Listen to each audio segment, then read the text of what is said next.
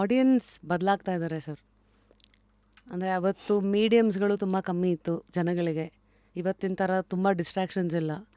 The love was also more intense and pure towards people on screen ಅಲ್ವಾ?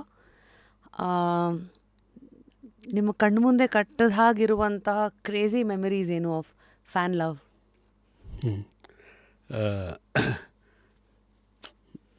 ಸುಮಾರು incidence ಇದೆ. ಅದರಲ್ಲಿ ಒಂದು ಇನ್ಸಿಡೆಂಟು ಆಗೊಂಚೂರು ಲೈಫಲ್ಲಿ ಬದಲಾವಣೆ ಮಾಡ್ಕೊಳ್ಳೋಂಥ ಒಂದು ಪರಿಸ್ಥಿತಿ ಬಂದಿತ್ತು.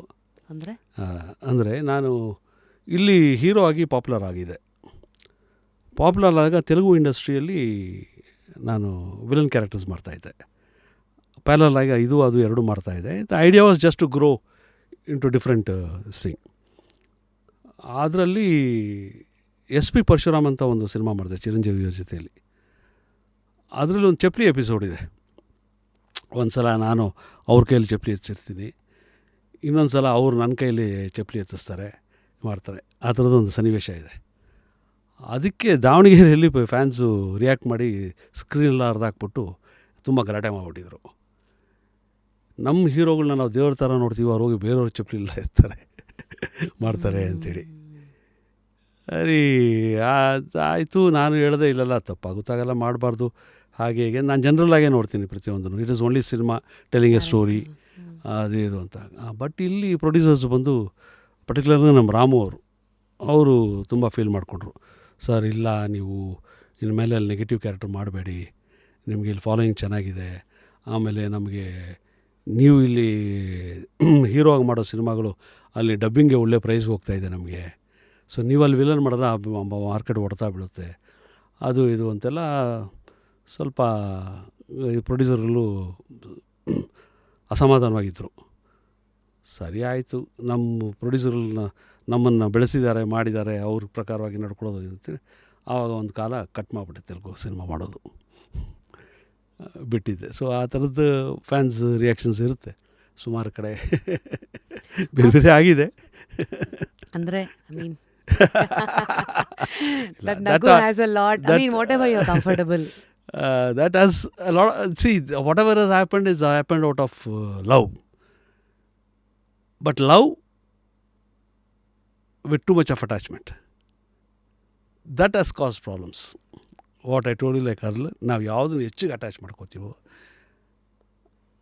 ಈ ಅಭಿಮಾನ ಅನ್ನೋದು ಉತ್ತರಕ್ಕೆ ಹೋದಾಗ ಕೆಲವು ಘಟನೆಗಳೆಲ್ಲ ನಡೆಯುತ್ತೆ, ಅದೆಲ್ಲ ಆಗಬಾರ್ದು ಅಷ್ಟೇ. ಬಟ್ ಅದು ಅಭಿಮಾನದಿಂದಲೇ ಮಾಡೋದ್ರಿಂದ ನಾವು ಅದನ್ನು ಬ್ಲೇಮ್ ಮಾಡಲ್ಲ, ಡೈಜೆಸ್ಟ್ ಮಾಡ್ಕೊಂಡು ಹೊರಟೋಗ್ತೀವಿ. ಇದು ಹೇಗಾಯ್ತಂದರೆ, ನೀವು ಅದರದ್ದು ತಿರುಳು ಹೇಳ್ತಾ ಇದ್ದೀರಾ, ಅದು ಯಾವುದು ಅಂತ ಗೊತ್ತಿಲ್ಲ, ಬಟ್ ಆದ್ರೂ ವಿಚಾರ ವಸ್ತುಗಿಂತ ಆ ವಸ್ತುವಿಂದ ಕಲಿತ ಪಾಠ is what we are also looking at. And sure sir, 80s 90s till 2000 ಅಂತ ಬಂದಾಗ there is one Mount Everest called ನಮ್ಮ ಅಣ್ಣವರು, and there is the rest of the world ಅನ್ಬೋದಾ? ಹೌದು ಅಲ್ವಾ? ಅಂದರೆ that is his journey. That is true, that is nothing wrong in it. Yes. So ಈ ಥರ ಇಂಟ್ರಾಕ್ಷನ್ಸ್ಗಳೆಲ್ಲ ಹೇಗಿತ್ತು ಸರ್ ನಿಮ್ಮ ಮತ್ತು ಅಣ್ಣವರ ಮಧ್ಯೆ? Very nice. ಅದು ಸಿ ಮೈ ಪರ್ಸ್ನಲ್ ಆಗಿ ನನ್ನ relationship was good with everybody. ನನಗೆ ಇಷ್ಟ ಆಗದವರು ಅಥವಾ ನನ್ನ ದ್ವೇಷಿಸಿದವರು, ನನ್ನ ಮೇಲೆ ಸಿಟ್ಟು ಮಾಡ್ಕೊಂಡವರು ಯಾರೂ ಇಲ್ಲ. ಅಂದರೆ ಪರ್ಟಿಕ್ಯುಲರಾಗಿ in the leading stars whatever in those days, Ravichandran ಆಗ್ಬೋದು, ಅಣ್ಣವ್ರಾಗ್ಬೋದು, ಅಂಬರೀಷ್ ಅವ್ರಾಗ್ಬೋದು, ವಿಷ್ಣು ಅವರಾಗ್ಬೋದು, Shankar, Ananthu, I have been friendly with everybody. I have been nice to them and they have looked to love with me. ಅಣ್ಣವರು ಸುಮಾರು ಸಲ ನಾವು ಈ ಪ್ರೊಟೆಸ್ಟ್ಗಳಿಗೆ ಅದಕ್ಕೆಲ್ಲ ಅಣ್ಣವ್ರ ಹತ್ರ ಕೆಲಸ ಮಾಡಿಲ್ಲ, ನಾನು ಭಾಳ ಸಲ ಭೇಟಿ ಆಗಿದ್ದೀನಿ. ಅದನ್ನು ಪ್ಲ್ಯಾನ್ಸ್ ವರ್ಕೌಟ್ ಆಗಲಿಲ್ವಾ? ಇಲ್ಲ, ಒಂದು ಸಲ ಮಾಡಬೇಕಾಗಿತ್ತು, ಬಟ್ ಅದು ಡೇಟ್ಸ್ ಪ್ರಾಬ್ಲಮಿಂದ ವರ್ಕೌಟ್ ಆಗಿಲ್ಲ. ಆಕಸ್ಮಿಕ ಸಿನಿಮಾಗೆ ನಾಗಾಭರಣ ಅವರು ನನಗೆ ಒಂದು ಇಂಪಾರ್ಟೆಂಟ್ ಕ್ಯಾರೆಕ್ಟರ್ ಕೇಳಿದರು. ಬಟ್ ಆ ಟೈಮಲ್ಲಿ ಅವರು ಅಣ್ಣವ್ರ ಸಿನಿಮಾಗೆ ಕಂಪ್ಲೀಟಾಗಿ ಫ್ರೀಯಾಗಿ ಡೇಟ್ ಕೊಡಬೇಕಾಗುತ್ತೆ. ಆ ಟೈಮಲ್ಲಿ ನಾನು ಆಲ್ರೆಡಿ ಭಾರತ ನಾರಿ ಅಂತ ಒಂದು ತೆಲುಗು ಸಿನಿಮಾಗೆ ಒಪ್ಕೊಂಡ್ಬಿಟ್ಟಿದ್ದೆ. ಅವರು ಒಂಗೋಲ್ನಲ್ಲಿ ಅವ್ರಿಗೆ 40 ದಿವಸ ಡೇಟ್ ಕೊಟ್ಬಿಟ್ಟಿದೆ. ಸೊ ಹಂಗಾಗಿ ಅದೇ ಡೇಟಲ್ಲಿ ಇಲ್ಲಿ ಕೇಳಿದ್ರು, ಅದು ಒಂದು ವರ್ಕೌಟ್ ಆಗಿಲ್ಲ, ಮಾಡೋಕ್ಕೆ ಸಾಧ್ಯವಾಗಿಲ್ಲ.